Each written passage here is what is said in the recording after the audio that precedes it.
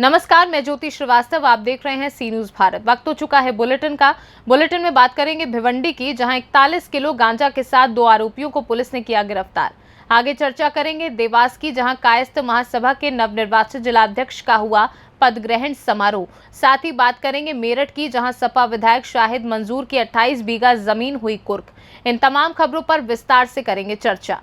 खबर अयोध्या से है, जहां सनबीम स्कूल की छात्रा की मौत के मामले में हजारों की संख्या में जनता सड़कों पर निकल आई है, जिसमें युवक युवतियां शामिल हैं। जस्टिस फॉर आन्या की तख्तियां लेकर लोग विरोध कर रहे हैं। लोग दोषियों को फांसी देने की मांग कर रहे हैं। बता दें कि छात्रा की छत से गिरकर संदिग्ध परिस्थितियों में मौत हो गई थी। प्रबंधक, गेम टीचर और प्रधानाचार्य के खिलाफ गैंगरेप, हत्या सबूत मिटाना और साजिश के तहत मुकदमा दर्ज हुआ है। अयोध्या से सी न्यूज संवाददाता गौरव श्रीवास्तव की रिपोर्ट। थाना बिसंडा क्षेत्र के ग्राम कुर्रही में आर्याव्रत बैंक में लूटने का प्रयास कर रहे 7 बदमाशों में से 4 बदमाशों को गिरफ्तार कर लिया गया है। बता दें कि 29 मई को बिसंडा क्षेत्र के ग्राम कुर्रही में आर्याव्रत बैंक को 7 बदमाशों द्वारा लूटने का प्रयास किया गया था।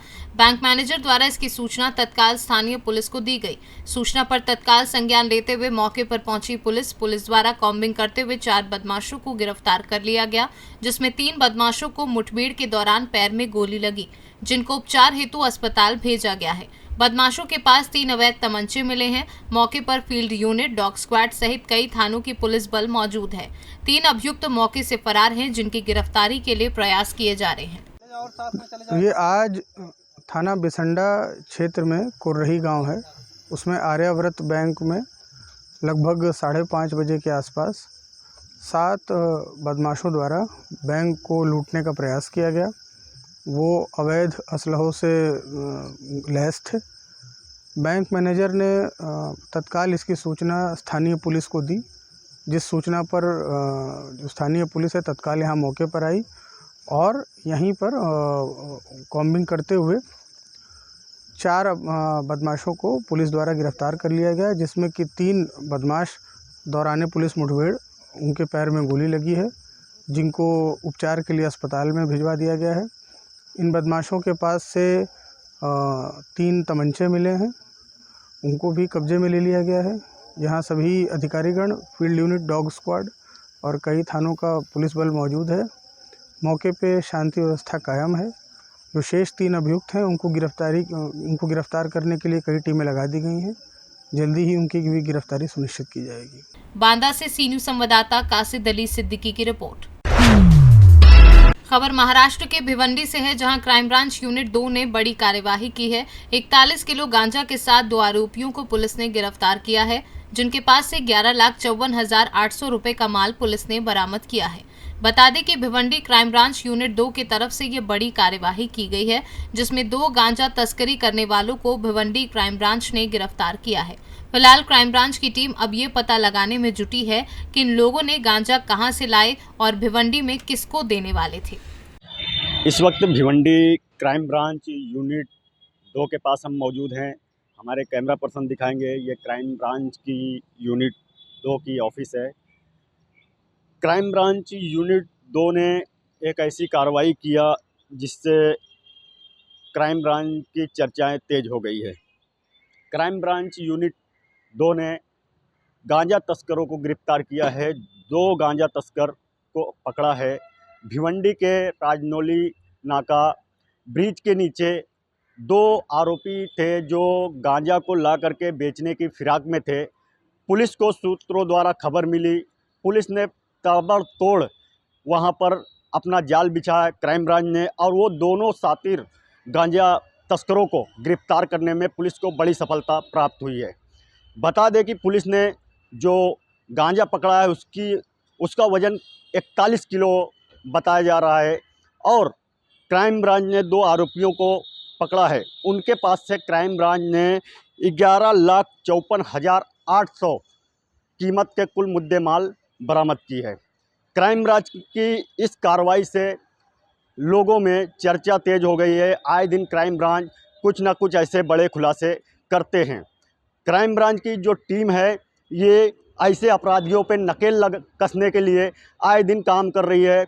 हर दिन क्राइम ब्रांच की तरफ से कोई ना कोई ऐसी कार्रवाई आती है जो ये गांजा तस्कर हो या चोरी करने वाले हों इनके बीच में दहशत फैल जाती है।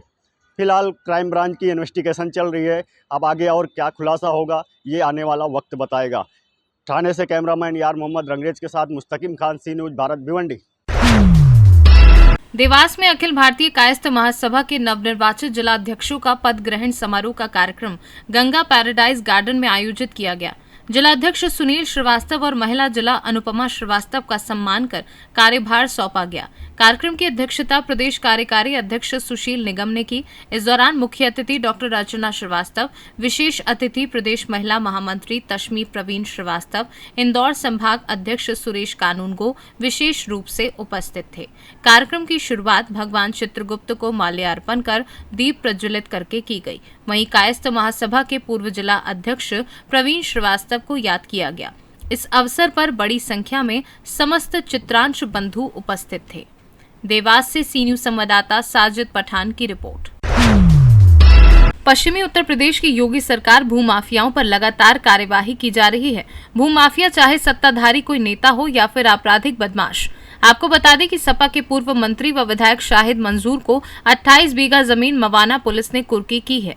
राजकीय संपत्ति गंग नहर की भूमि पर शाहिद मंजूर का कब्जा था। सरकारी जमीन पर शाहिद मंजूर और आरिफ मंजूर ने कब्जा किया था। इस पर तहसीलदार मवाना आकांक्षा जोशी ने क्या जानकारी दी, आइए सुनाते हैं। एक शिकायती प्रार्थना पत्र मोहसिन की तरफ से प्राप्त हुआ था, जो राधना के निवासी हैं, कि ये सरकारी भूमि है 1361, जो 15/2 नवैयत की भूमि है, उस पे ईख की फसल लगी हुई थी और उसका प्रबंधन वर्तमान में हाजी मोहम्मद आरिफ सन ऑफ मंसूर अहमद निवासी किठौर उनके पास है। तो वहाँ पे गन्ने की फसल लगी हुई थी। इन्हीं दो पक्षों के बीच में विवाद हुआ था, जिस आधार पे न्यायालय उप जिलाधिकारी के वहाँ से भूमि की कुर्की कर ली गई है और फसल की नीलामी के लिए प्रोसेस करा दिया गया है। मैम, जो नीलामी होगी ये कितने बीघा ज़मीन है, इसके बारे में थोड़ा बताइए। ज़मीन तो कुल जो है वो आपके 0.936 हेक्टेयर है, जिसमें लगभग 0.3500 हेक्टेयर पे ही सिर्फ गन्ने की फसल लगी है, बाकी भूमि खाली है। तो इसी पे जो कुर्की की कार्रवाई हुई है वो इसी पे हुई है। मैम, जो पैसा आएगा इसका वो राजस्व के खाते में जाएगा? हाँ, पैसा क्योंकि अभी 15/2 मिलकियत सरकार की है, तो पैसा न्यायालय जैसा भी निर्देश देगा संभवतः राजस्व के खाते में ही जाएगा। मैम, 2012 में इसका बैनामा हुआ था? बैनामा तो हुआ है उसका, अब वो कैसे हुआ उसकी सारी डिटेल्स अभी निकाल रहे हैं। जैसे जैसे क्लियर होगा वैसे वैसे बता दिया जाएगा। मेरठ से सी न्यूज़ संवाददाता जावेद अब्बासी की रिपोर्ट। फिलहाल इस बुलेटिन में बस इतना ही। देश दुनिया की तमाम खबरों को जानने के लिए आप देखते रहिए सी न्यूज़ भारत।